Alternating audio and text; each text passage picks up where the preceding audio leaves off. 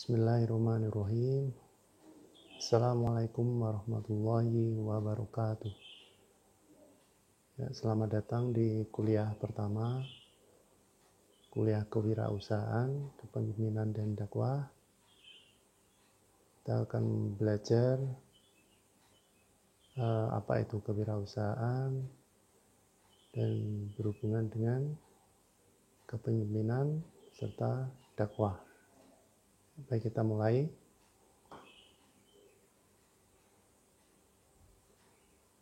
Ya, seperti kita ketahui, berdasarkan riset yang dilakukan terhadap 5 universitas bahwa sebagian besar mahasiswa setelah lulus, yaitu sebanyak 75%, mereka biasanya masih kesulitan atau tidak memiliki rencana yang jelas apakah mereka akan bekerja kepada orang lain atau menjadi karyawan atau berwirausaha, sehingga ketidakjelasan ini menyebabkan banyak sekali pengangguran yang terdidik di Indonesia. Jadi angkanya itu semakin banyak, semakin membludak setiap tahunnya. Jadi bisa dikatakan bahwa semakin tinggi pendidikan seseorang, maka angka probabilitasnya dia akan menganggur juga akan semakin tinggi.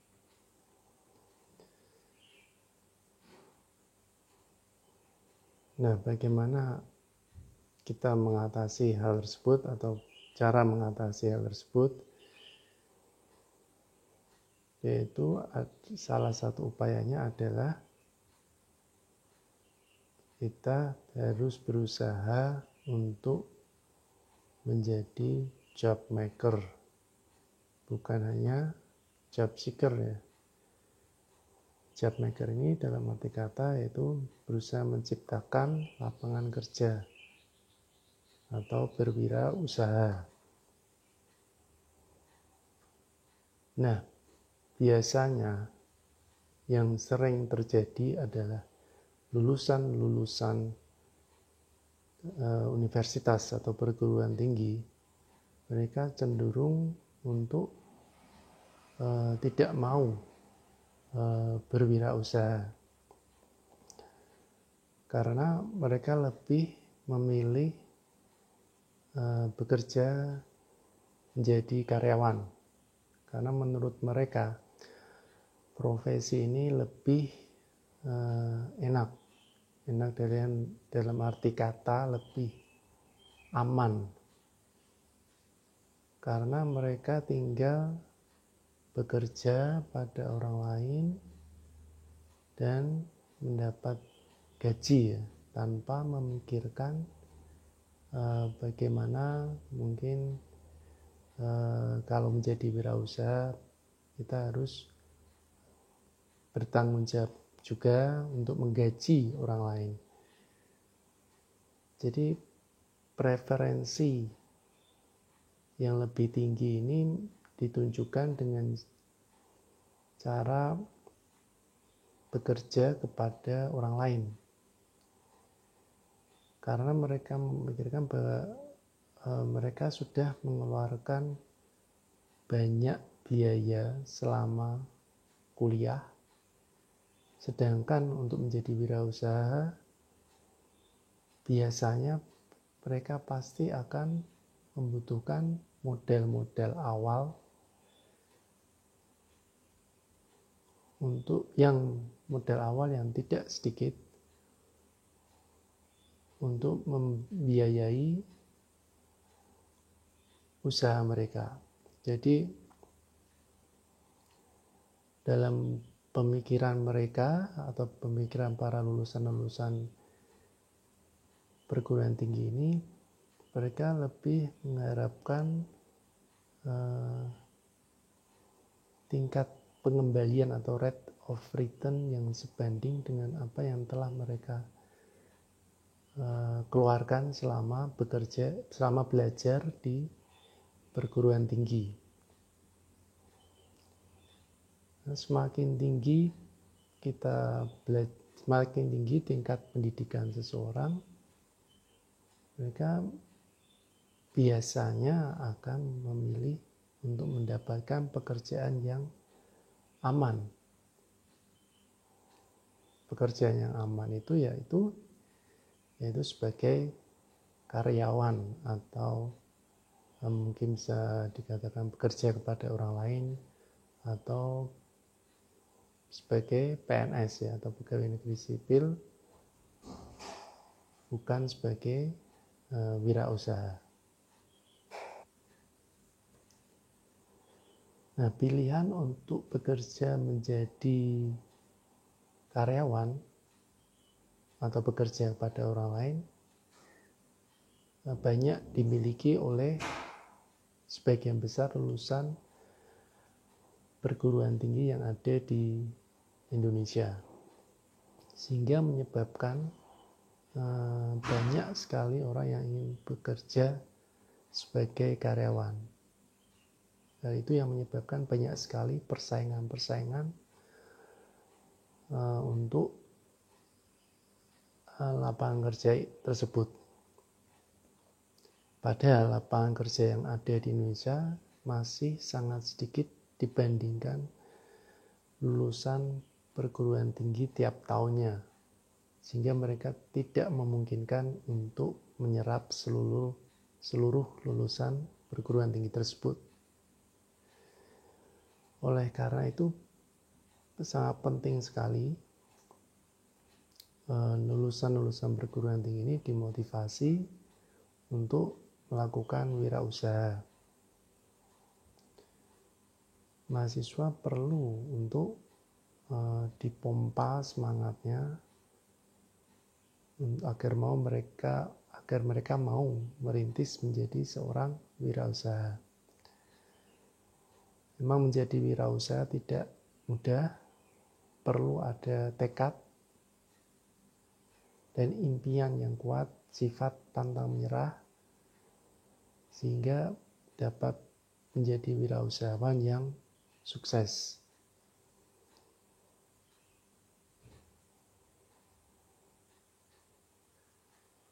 Nah, dalam memotivasi para calon-calon wirausahawan ini, ada beberapa motivasi yang diperlukan. Di antaranya adalah yang pertama, motivasi untuk meraih impian. Nah, impian sendiri adalah atau mimpi itu adalah merupakan ambisi yang dijadikan dasar atau katalis supaya motivasi untuk menjadi usaha ini tetap menyala supaya ambisi untuk menjadi penggerak untuk terus maju, pantang menyerah. Nah, kalau orang-orang yang tidak mempunyai impian ini biasanya banyak seperti naik angkutan umum tanpa ada jurusan yang jelas. Jadi kemana saja mereka ngikut, tapi mereka tidak punya impian untuk menjadi apa atau menjadi wirausahawan apa, di bidang apa. Mereka belum tahu, tidak punya impian. Dari awal harus sudah ada impian yang jelas, usaha apa yang akan mereka lakukan, bagaimana cara melakukannya, itu harus sudah mereka pikirkan dari awal. Kemudian yang kedua, kalau yang pertama tadi kita perlu motivasi untuk meraih impian. Nah, yang kedua ini, impian ini merupakan sumber motivasi itu sendiri. Jadi ketika kita mempunyai impian yang pasti, yang tinggi, yang kuat menjadi wirausaha, impian itu akan tertanam di alam bawah sadar dari seseorang tersebut. Impian karena tertanam terus di alam bawah sadar, mereka akan menjamin keberhasilan. Karena impian ini terus menjadi sumber motivasi seseorang tersebut untuk mencapai tujuan. Dalam hal ini tujuannya adalah menjadi wirausahawan yang sukses. Nah, kemudian motivasi yang diperlukan yang ketiga yaitu impian ini menciptakan energi yang besar untuk berprestasi. Impian ini menjadikan seseorang menjadi penuh vitalitas untuk bekerja, jadi terus semangat untuk bekerja. Ada 4 tips sederhana yang menjadikan impian ini menjadi sumber energi, yaitu kita singkat menjadi plus ya, PLUS, yaitu P-nya percaya diri, L-nya loyalitas, U-nya ulet, dan S-nya sikap mental positif. Kita mulai dari P, percaya diri ya. Rasa percaya itu menjadikan seseorang itu menjadi pantang menyerah. Biarpun mungkin ada kritikan dari orang lain, kepercayaan itu juga membentuk kesadaran bahwa manusia itu diciptakan sebagai pemenang. Kemudian tips yang kedua yaitu loyalitas atau setia. Dalam ini kalau hubungannya dengan impian, jadi mereka akan fokus untuk merealisasikan impian mereka. Kemudian untuk mendapatkan daya dorong yang luar biasa perlu ditentukan target waktunya. Kapan kita harus mencapai impian kita perlu tetapkan target waktunya. Kemudian tips yang ketiga yaitu ulet, yaitu sebuah impian itu menjadikan seseorang bekerja lebih lama dan keras ya, ulet, terus bekerja. Kemudian tips yang keempat yaitu sikap mental positif. Jadi seseorang yang mempunyai impian memahami bahwa yang namanya keberhasilan memerlukan pengorbanan. Segala sesuatunya perlu pengorbanan. Jadi kalau kita ingin sukses, kita harus tahu bahwa kesuksesan itu akan perlu pengorbanan, kerja keras, komitmen, waktu, serta dukungan dari orang lain. Oleh karena itu mereka harus terus bersemangat mengembangkan kemampuan tanpa henti dan mencari kemajuan terus-menerus hingga tanpa batas. Jadi impian yang sudah menjadi nafas kehidupannya merupakan sebuah daya dorong yang luar biasa. Kemudian tips yang keempat, maksud saya motivasi yang keempat, yaitu impian menjadikan kehidupan manusia ini lebih mudah dijalani. Ketika seseorang mempunyai impian yang jelas, yang kuat dan terarah, itu akan menjadikan manusia itu lebih kuat menghadapi segala rintangan dan tantangan. Sebab impian dapat menimbulkan kemauan keras untuk merealisasikannya. Seperti pendapat dari seorang pencipta film Star Wars ya, yang bernama George Lucas, yaitu dreams are extremely important. You can do it unless you imagine it. Jadi yang namanya impian itu sangat-sangat penting.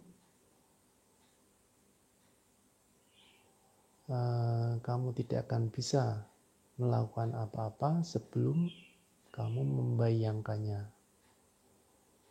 Jadi kita harus pertama dalam melakukan sesuatu, kita pasti harus bisa membayangkannya dengan sebaik-baiknya sehingga nantinya kita mempunyai bayangan bagaimana cara melakukannya agar dapat sukses atau berhasil. Kemudian kesimpulannya ini adalah jangan takut untuk memimpikan sesuatu. Jadikanlah impian tersebut sebagai nafas kehidupan, sebab yang namanya impian yang kuat justru menjadikan perjuangan yang berat saat menggapainya sebagai sarana latihan mengoptimalkan kekuatan-kekuatan yang lain, misalnya kekuatan emosi, fisik, maupun rohani. Kemudian yang kelima yaitu konsep be, do, have. Ya, yang pertama ini konsep be, do, have ini be ya. Be ini maksudnya adalah kita harus memikirkan dari awal ingin menjadi apa yang benar-benar kita inginkan, kita ingin menjadi apa. Kemudian yang kedua yaitu do, ketika kita sudah tahu atau kita sudah memikirkan apa yang ingin kita lakukan, maka segeralah lakukan. Do, lakukanlah atau do apa yang perlu kita lakukan untuk menuju ke be tersebut atau untuk menjadi apa yang kita inginkan. Setelah do tersebut, setelah kita lakukan, maka otomatis nanti kita akan memiliki atau have atau memiliki, mungkin bisa jadi sebuah skill atau keterampilan. Kalau kita ingin menjadi misalkan menjadi programmer ya, maka kita lakukan apa yang perlu kita lakukan untuk menjadi programmer, maka kita akan memiliki skill programmer sebagai efek tindakan yang telah kita lakukan tersebut. Mungkin secara jelasnya contoh ya, ketika seseorang ingin menjadi programmer, maka diperlukanlah tindakan-tindakan yang mendukung untuk menjadi programmer tersebut. Misalnya kita perlu membeli mungkin alat-alat seperti mungkin laptop atau mungkin program-program yang dapat membantu kita untuk belajar programmer, atau buku-buku kita beli, kita pelajari untuk menjadi programmer, atau mungkin kita belajar atau kursus bertemu kepada programmer-programmer yang sudah ahli, kemudian berdiskusi dengan mentor atau pembimbing jika mengalami kesulitan. Semua itu kita lakukan, kita do ya. Setelah itu kita semua lalui dengan semangat dan pantang menyerah, maka orang tersebut akan memiliki hasil yang luar biasa. Nantinya mereka setelah menjadi ahli, menjadi skill programmer yang baik, yang hebat, maka mereka akan mendapatkan pengakuan. Pengakuan ini bisa berupa reward, mungkin mendapatkan harga atau dibayar sesuai keterampilannya. Jadi demikian konsep dari be, do, have.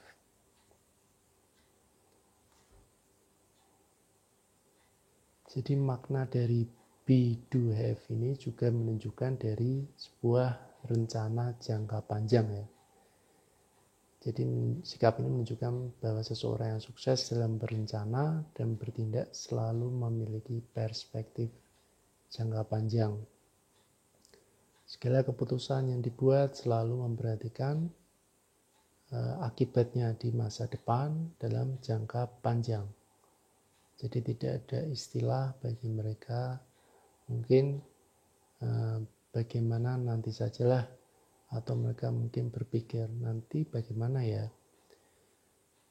Jadi mereka berpikir jauh ke depan, bukan berarti mereka mengkhawatirkan masa depan, tapi lebih kepada mereka mempersiapkan masa depan. Jadi segala keputusan, rencana, dan tindakan yang mereka lakukan akan benar-benar dipertimbangkan bagaimana dampaknya di masa depan. Apakah keputusan yang ada saat ini akan membawa dampak positif bagi masa depan? Jadi apakah rencana ini memang rencana yang Anda lakukan, yang sudah Anda rencanakan ini sesuai atau mendukung visi Anda? Jadi satu-satunya cara untuk membentuk perspektif jangka panjang ini adalah dengan merumuskan visi Anda saat ini. Jangan diabaikan langkah sukses ini, jangan takut gagal. Lebih baik gagal meraih visi yang luar biasa daripada berhasil tidak meraih apapun.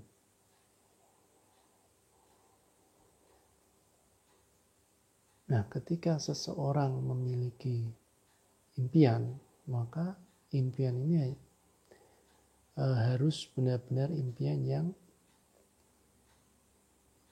kalau dijabarkan itu SMART ya. Specific, measurable, achievable, realistic, dan time bound. Mungkin kita pernah mendengar ya pertanyaan-pertanyaan yang ditujukan kepada mahasiswa atau mungkin pada anak-anak ketika mereka bersekolah. Apa impian kalian? Kemudian mereka menjawab, ingin menjadi orang sukses atau ingin membahagiakan orang tua. Memang jawabannya baik dan mulia ya. Namun sayang sekali jawaban seperti ini adalah jawaban yang ngambang atau istilahnya abstrak ya. Tidak jelas ukuran indikator kesuksesan tersebut. Sehingga ketika kita memutuskan mungkin ingin menjadi orang sukses, langkah-langkah apa yang diperlukan untuk mewujudkan menjadi orang sukses tersebut. Jadi impian yang bersifat abstrak ini kendalanya adalah langkah-langkah apa yang diperlukan untuk mewujudkannya.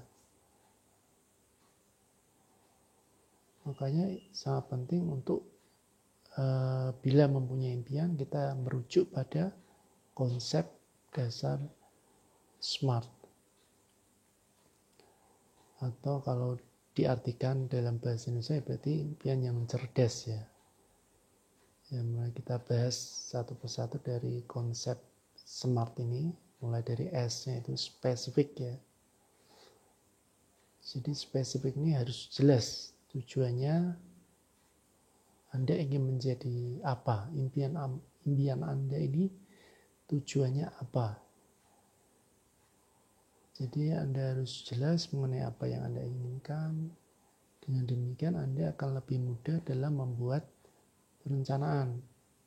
Dengan demikian istilah saya ingin memiliki impian menjadi orang sukses bisa diganti dengan misalnya saya memiliki impian untuk menjadi seorang manajer pemasaran misalnya di PT X dengan penghasilan sekian, atau saya ingin menjadi seorang wirausahawan di bidang X dengan penghasilan sekian dan lain-lainnya. Jadi itu tidak abstrak lagi, sudah cukup spesifik. Nah, tinggal bagaimana langkah-langkah yang harus kita tempuh untuk mewujudkannya. Kemudian impian yang kedua yaitu measurable, yaitu impian tersebut harus terukur. Kita bisa tahu kapan impian ini dapat tercapai. Yang ketiga yaitu achievable, impian itu harus dapat diraih. Jika impiannya terlalu besar, maka kita perlu mungkin untuk membreakdown ya, untuk memecah menjadi impian yang kecil dulu, sehingga sebagai langkah awal untuk mewujudkan nanti impian yang lebih besar. Yang keempat yaitu realistis ya.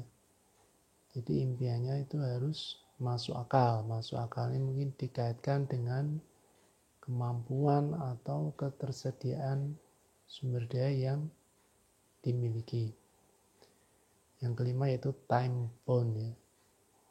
Time bound di sini maksudnya impian ini harus memiliki garis waktu yang jelas kapan bisa kita raih. Misalnya ya, saya memiliki impian mendirikan sekolah bagi anak-anak yang tidak mampu 10 tahun dari sekarang. Nah, ketika kita punya impian tersebut, maka kita harus bisa mewujudkannya 10 tahun yang akan datang dengan cara apa? Dengan langkah-langkah yang sudah kita tetapkan tadi atau yang sudah direncanakan tadi untuk bisa mewujudkan rencana kita mendirikan sekolah bagi anak-anak yang tidak mampu.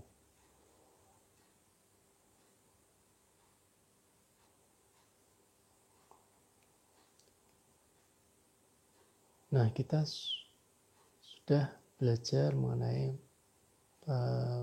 pentingnya sebuah motivasi atau impian untuk menjadi wirausaha. Tapi tahukah apa itu sebenarnya wirausaha atau entrepreneur, bagaimana pengertian awalnya, bagaimana asal muasal katanya? Nah, mari kita sama-sama belajar. Kalau ya, istilah entrepreneur sendiri mulai diperkenalkan abad 18 ya. Jadi dari seorang ekonom Prancis. Jadi entrepreneur ini istilahnya dari bahasa Prancis ya. Diperkenalkan oleh seseorang yang bernama Richard Cantillon, yang diartikan agent who buys means of production at certain prices in order to combine them.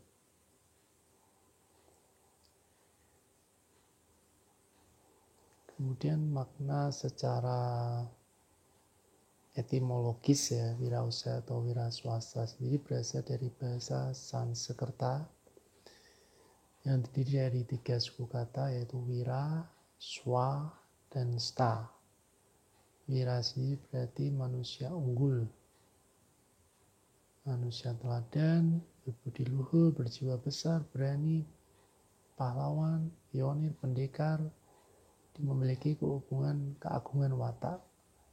Kalau swa sendiri artinya sendiri, dan sta berarti berdiri. Jadi bisa diartikan bahwa wirausaha atau wiraswasta itu orang yang melihat adanya peluang kemudian menciptakan sebuah organisasi untuk memanfaatkan peluang tersebut.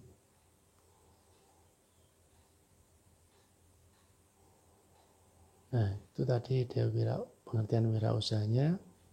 Sekali lagi ya, jadi orang yang melihat adanya peluang, kemudian dengan melihat adanya peluang itu mereka menciptakan sebuah organisasi, dalam hal ini perusahaan, untuk dapat memanfaatkan peluang tersebut. Itu pengertiannya awalnya. Nah, proses kewirausahaannya itu meliputi semua kegiatan untuk mengejar dan memanfaatkan peluang dengan menciptakan suatu organisasi atau perusahaan.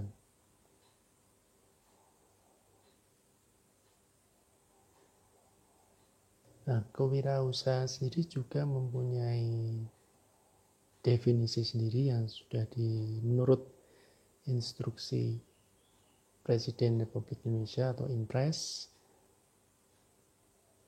yang dapat diartikan sebagai semangat, sikap, perilaku, dan kemampuan seseorang dalam menangani usaha dan atau kegiatan yang mengarah pada upaya mencari, menciptakan, menerapkan cara kerja, teknologi, dan produk baru dengan meningkatkan efisiensi dalam rangka memberikan layanan yang lebih baik dan atau memperoleh keuntungan yang lebih besar. Jadi secara singkatnya atau secara mudahnya, yaitu segala kegiatan yang mengarah pada upaya untuk menciptakan atau bahkan menerapkan cara kerja atau teknologi dan produk baru. Jadi bukan sekedar mungkin menciptakan produk baru saja, tapi bisa saja produknya lama tapi mungkin cara kerjanya atau teknologinya baru, yang nanti pada proses akhirnya adalah untuk memperoleh keuntungan atau profit yang lebih besar.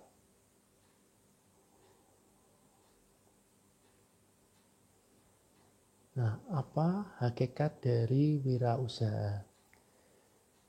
Jadi ada beberapa pendapat mengenai hakikat wirausaha dari beberapa pakar ya.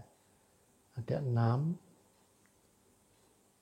Ya, mulai dari yang awal, yang nomor 1 yaitu hakikat wirausaha adalah nilai yang diwujudkan dalam perilaku yang dijadikan sumber dasar dari sumber daya, tenaga penggerak, tujuan, siasat, kiat, proses, dan hasil bisnis. Nah, kemudian yang kedua, ya ini yang mungkin lebih bahasanya lebih mudah untuk dipahami, yaitu kemampuan untuk menciptakan sesuatu yang baru dan berbeda. Yaitu dari pendapat pakar bernama Drucker, itu ability to create new and different ya.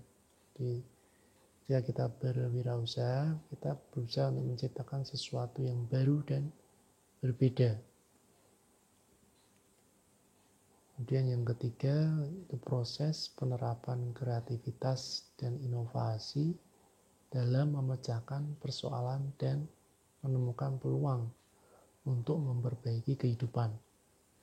Nah, di sini ada kata-kata kreativitas dan inovasi. Jadi dalam wirausaha penting sekali untuk kita bisa terus mengembangkan kreativitas dan inovasi supaya bisnis kita atau usaha kita dapat terus berkembang.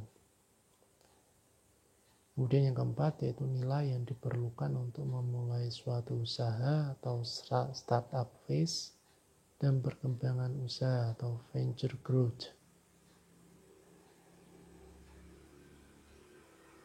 Kemudian yang kelima, proses dalam mengerjakan sesuatu yang baru atau kreatif dan sesuatu yang berbeda atau inovatif yang bermanfaat memberi nilai lebih. Nah, di sini kita tahu ya,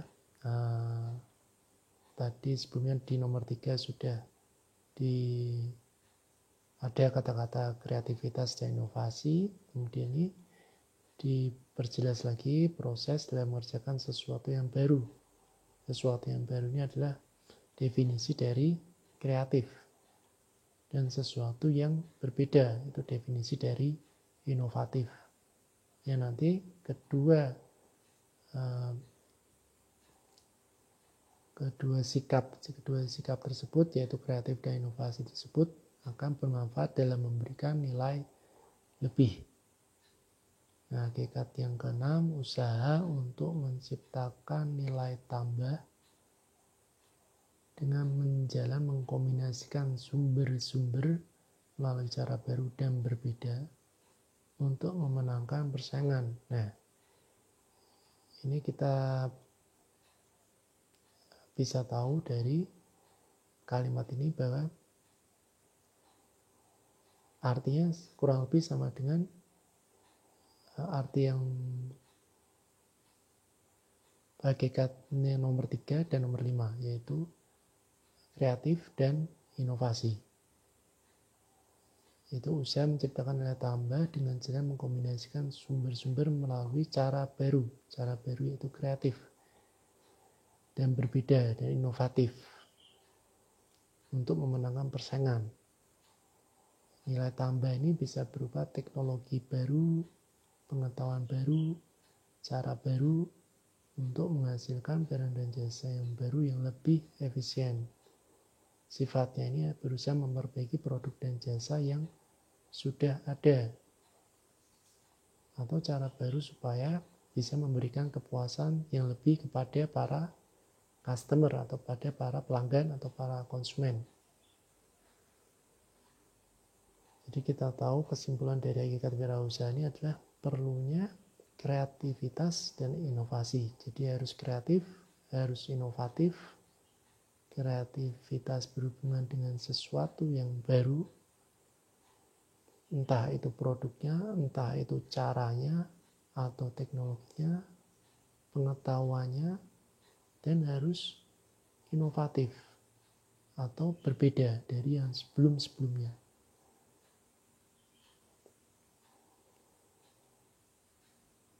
Nah, kemudian segala sesuatu usaha pasti ada keuntungan dan kerugiannya. Kita harus tahu bahwa menjadi wirausaha juga demikian, ada keuntungan dan kerugian yang harus sudah kita pahami sebelum kita melangkah jauh mengejar impian kita menjadi seorang wirausaha. Keuntungannya yang pertama yaitu otonomi ya. Otonomi ini dimaksudkan yaitu kita menjadi, bahasa kerennya itu bos ya, bahasa keren bos. Jadi kita tidak terikat oleh sebuah aturan dalam arti kata ketika kita menjadi karyawan maka kita harus mematuhi aturan-aturan yang sudah ditetapkan oleh perusahaan tempat kita bekerja. Misalnya ketika kita harus masuk pukul 9, selesai pukul 5, ya kita harus patuhi, harus masuk pukul 9. Ketika kita terlambat, mungkin kita akan mendapatkan sanksi. Tapi ketika kita menjadi seorang wirausahawan, maka ada otonomi. Kita mempunyai otonomi, sehingga kita tidak terikat oleh hal-hal yang demikian. Kemudian yang kedua, keuntungannya adalah menjadi wirausahawan adalah sebuah tantangan bagi kita untuk kita dapat berprestasi. Peluang untuk mengembangkan usaha dan meraih profit ini biasanya menjadi tantangan tersendiri yang memotivasi bagi wirausaha. Kemudian yang ketiga yaitu kontrol finansial atau pengawasan keuangan. Di sini kita mendapatkan kebebasan dalam mengelola keuangan sehingga merasa kaya menjadi milik sendiri ya. Kemudian yang keempat ada sebuah motivasi untuk dapat hidup lebih baik atau lebih layak, lebih sejahtera dan menciptakan lapangan kerja bagi yang lain. Nah, kerugian tadi kita belajar keuntungannya, sekarang kerugiannya. Yang pertama itu pengorbanan personal. Dalam merintis sebuah usaha atau menjadi wirausahawan, pasti kita pada awalnya akan memerlukan banyak pengorbanan karena butuh waktu lama dan pastinya akan sibuk, sehingga mengakibatkan waktu-waktu yang biasanya kita sisihkan untuk kepentingan pribadi atau keluarga akan jauh berkurang karena dihabiskan untuk memikirkan atau tercurah kepada usaha kita. Kemudian yang kedua, beban tanggung jawab. Tanggung jawab menjadi wirausahawan sangat besar, karena otomatis dia akan bertanggung jawab kepada hampir semua aspek bisnis atau fungsi bisnis, mulai dari pemasaran, keuangan atau finansial, kemudian bagaimana bertanggung jawab terhadap karyawan atau staf yang kita miliki, kemudian apabila perlu adanya pengadaan dan pelatihan, kita bertanggung jawab terhadap semuanya. Beban tanggung jawab jelas lebih besar daripada ketika kita menjadi karyawan. Kemudian yang ketiga, kecilnya margin keuntungan dan kemungkinan gagal. Dalam artian di sini adalah karena wirausaha menggunakan keuntungan yang kecil dan keuangan milik sendiri, maka margin laba atau keuntungan yang diperoleh akan menjadi relatif lebih kecil. Bahkan kemungkinan gagal juga ada. Jadi harus kita pikirkan bagaimana cara mengelola keuangan dengan sebaik-baiknya.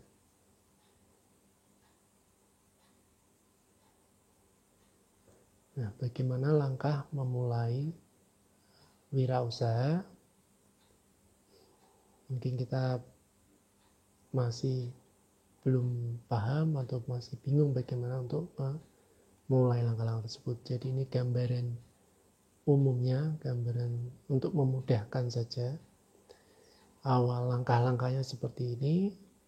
Yang pasti yang pertama, pilihlah bidang usaha yang kalian minati atau diminati, atau yang kalian memiliki hasrat atau mempunyai pengetahuan yang banyak di dalamnya. Biasanya orang-orang yang sukses dalam merintis wirausahanya dimulai dari hobi tertentu yang mereka senangi, mereka sangat menguasai, dan itu mereka jadikan sebuah usaha. Jadi ketika mereka memiliki hobi yang bisa dijadikan usaha, biasanya itu akan berjalan dengan lancar dan sukses.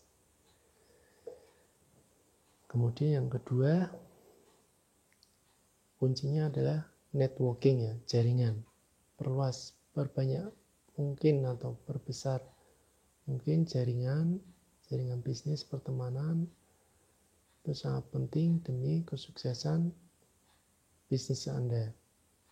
Nah, ini sejalan dengan yang namanya, kalau dalam Islam kita tahu bahwa silaturahim akan memperbanyak rezeki, akan mengalirkan rezeki. Siapa yang memelihara silaturahim akan memelihara rezeki. Demikian juga dengan ini, maka mungkin semakin banyak kita memperluas jaringan, semakin sering kita bersilaturahim, insya Allah akan semakin mengalirkan rezeki kita. Kemudian yang ketiga, pilihlah keunikan atau nilai unggul dari produk atau jasa Anda. Kemudian kita harus bisa menjaga kredibilitas atau brand image dari barang yang atau produk atau jasa yang kita punya. Sangat penting sekali untuk menjaga kredibilitas dari usaha kita. Sebagai contoh, kalau kita belanja online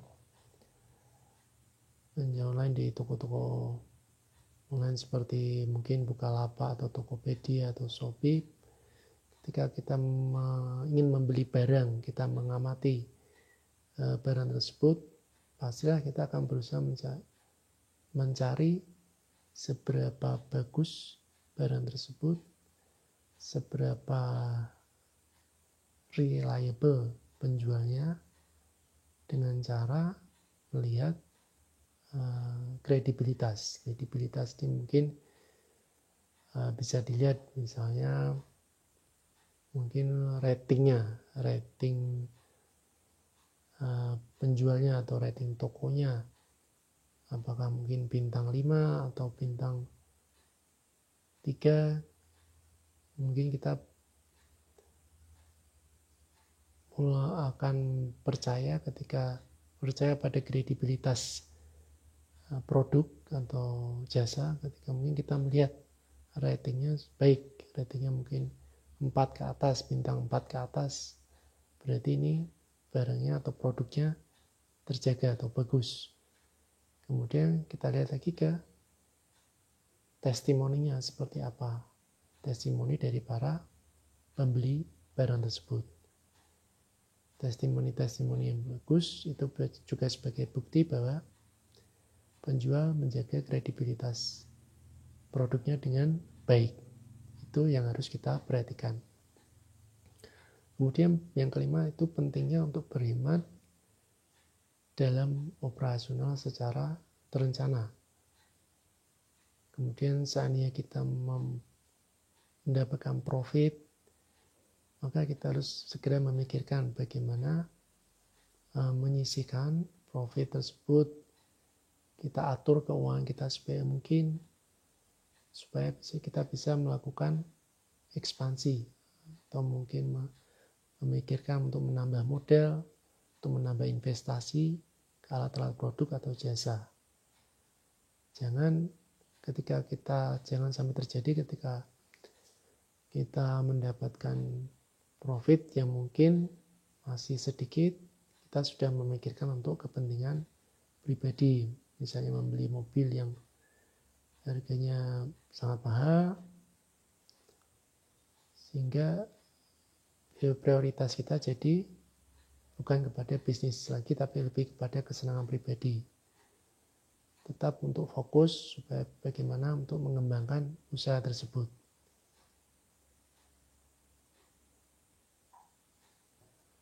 Baik, ini saya selingi dengan tugas.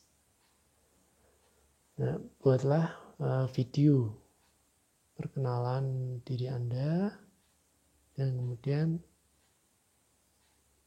di-upload ke YouTube. Nantinya monggo di-share, silakan di-share link YouTube dari video Anda yang sudah Anda buat di SIM Unisula. Nanti akan saya siapkan di SIM Unisula supaya Anda bisa men-share link tersebut.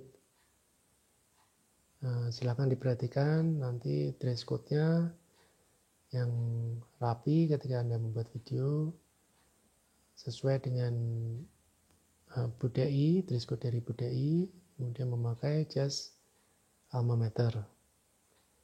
Kemudian ceritakan dalam video Anda garis besarnya, yaitu nama Anda, nama lengkap Anda, jurusan dan semester berapa, NIM Anda, asal dari mana, kemudian bisa Anda jelaskan apa Anda berminat jadi wirausaha atau karyawan, kemudian jelaskan alasan saudara. Jadi saya tidak memaksa Anda menjadi wirausaha ketika Anda memang tidak bercita-cita menjadi wirausaha. Tapi jelaskan alasan saudara mengapa memilih menjadi karyawan. Ketika Anda memilih menjadi wirausaha, kira-kira Anda ingin berbisnis di bidang apa? Jelaskan alasan saudara. Kemudian apa yang sudah Anda persiapkan. Kemudian ketika seandainya Anda memang saat ini sedang berwirausaha, jelaskan bidang usaha Anda, kemudian kendala-kendala atau tantangan yang Anda hadapi juga tolong Anda jelaskan. Jadi siapkan juga pesan atau motivasi apa yang ingin Anda sampaikan ke teman-teman yang ingin menjadi wirausaha. Nah, itu garis besar dari tugas Anda. Buatlah dalam sebuah video, nanti silakan diunggah atau diupload ke YouTube. Nah, batas waktunya atau deadline-nya itu tanggal 27 September pukul 9 malam. Nanti ingat cukup share saja linknya melalui SIM Unisula. Demikian tugasnya. Saya harap cukup jelas, tapi nanti kalau misalnya masih ada yang kurang jelas, bisa ditanyakan melalui SIM Unisula. Nah, saya akan berbagi sedikit mengenai materi wirausaha ini dengan mengkaitkannya atau merelasikannya dengan Islam ya, wirausaha dalam Islam. Nah, alasan-alasan wirausaha diantaranya yang kita bagi menjadi 3. Yang pertama pasti mencari untung. Kemudian yang kedua hobi. Yang ketiga beribadah kepada Allah Subhanahu wa Ta'ala. Nah, poin yang kedua atau hobi biasanya banyak dilakukan oleh orang-orang Tionghoa. Kita tahu banyak sekali orang-orang Tionghoa yang berdagang, bisnisnya banyak sekali orang-orang Tionghoa dan mereka berhasil dan sangat sukses. Karena pada dasarnya orang Tionghoa itu hobinya adalah berdagang ya. Jadi mereka berusaha membeli barang, membersihkan untuk menjual, kemudian menjaga kerapian dan melayani dengan baik. Jadi mereka akan selalu berusaha agar tampil baik agar bisa dipercaya. Nah, inilah yang harus kita contoh dari mereka. Mereka selalu mengedepankan pelayanan sehingga mereka akan terus dipercaya. Mereka akan mendapat kepercayaan dari para pembeli. Nah, sebagai wirausaha atau calon wirausahawan muslim, kita akan mempunyai nilai plus ya. Karena beribadah kepada Allah Subhanahu wa Ta'ala. Jadi bekerja sendiri dalam Islam adalah ibadah, sehingga kita selain mendapatkan profit juga mendapatkan nilai-nilai ibadah. Karena sesungguhnya bekerja itu memang sama dengan beribadah.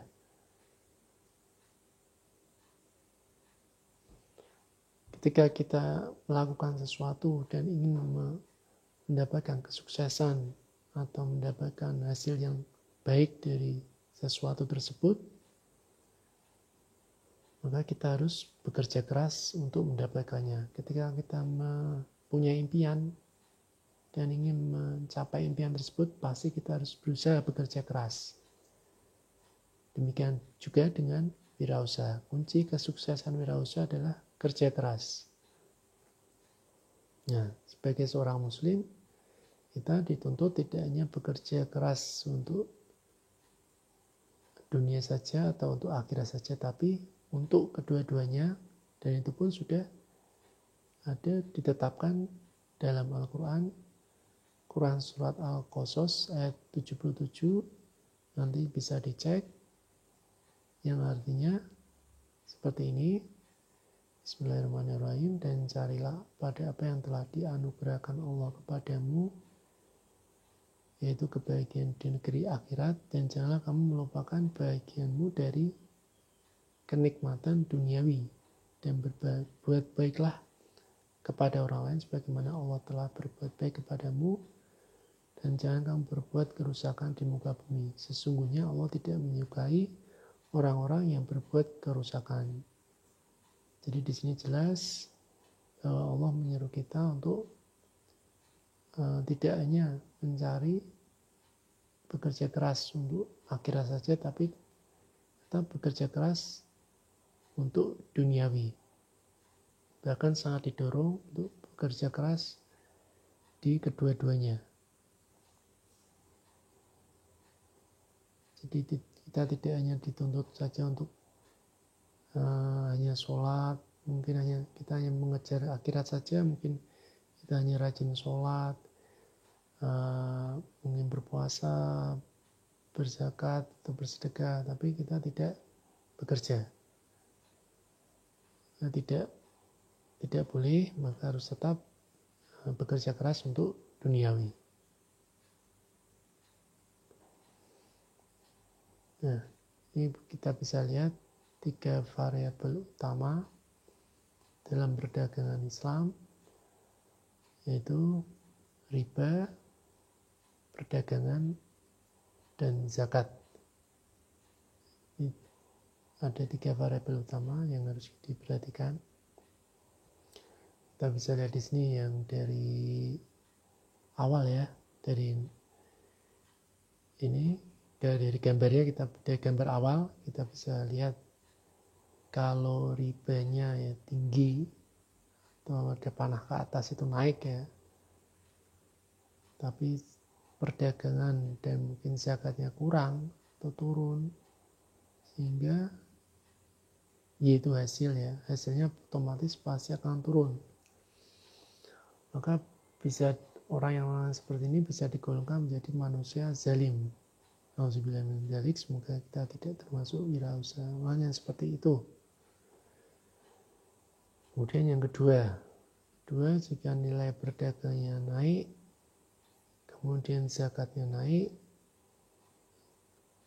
ribanya turun, dan hasilnya otomatis akan naik. Itu adalah pedagang yang menerapkan nilai-nilai Islam, pedagang yang islami, yang arah kita atau tujuan kita adalah ke arah pedagang yang Islam ini. Sebisa mungkin kita menaikkan terus zakat kita sembari mencari cara untuk mengembangkan atau agar terus mendapatkan profit yang banyak atau yang meningkat, dan sebisa mungkin menekan dari riba kita. Nah, kemudian yang terakhir kita bisa lihat bahwa zakatnya naik, perdagangnya naik, ribanya turun, kemudian hasilnya juga akan naik. Kita tergolong dalam pemilik harta yang takwa. Kira-kira demikian gambarannya. Nah, perdagangan Islam semoga bisa lebih paham. Nah, ini Imam Al-Ghazali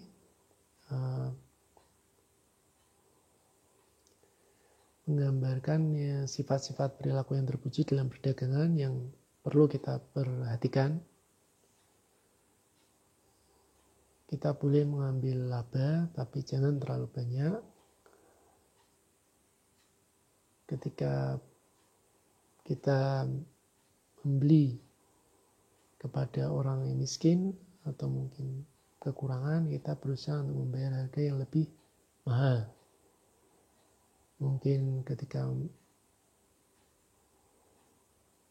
membeli koran kepada pedagang koran, atau biasanya kita jumpai anak-anak yang berjualan koran atau orang-orang tua yang berjualan koran, dimana mungkin harga korannya 3.000, kita mungkin bisa membayar lebih, mungkin 5.000, di 3.000 untuk korannya 2.000, kita niatkan untuk sedekah. Yang ketiga itu memurahkan harga kepada orang miskin. Jadi ketika kita membeli barang kepada orang miskin, kita akan berusaha melebihkan. Tapi ketika orang miskin membeli barang kepada kita akan berusaha untuk memurahkan atau memberi diskon. Kemudian sebisa mungkin ketika kita berhutang, bayarlah hutang itu secepatnya. Kemudian apabila ada jual beli dan jika pihak pembeli membatalkan, maka kita juga harus mengikuti pembeli untuk membatalkannya. Ketika ada orang miskin yang berhutang kepada kita dan tidak mampu, maka berusaha ikhlas untuk membebaskan hutangnya. Atau ketika orang yang berhutang kepada kita telah meninggal, maka berusaha untuk mengikhlaskannya, untuk meniadakannya. Ya, kira-kira demikian materi pertama dari kuliah kewirausahaan, kepemimpinan, dan dakwah.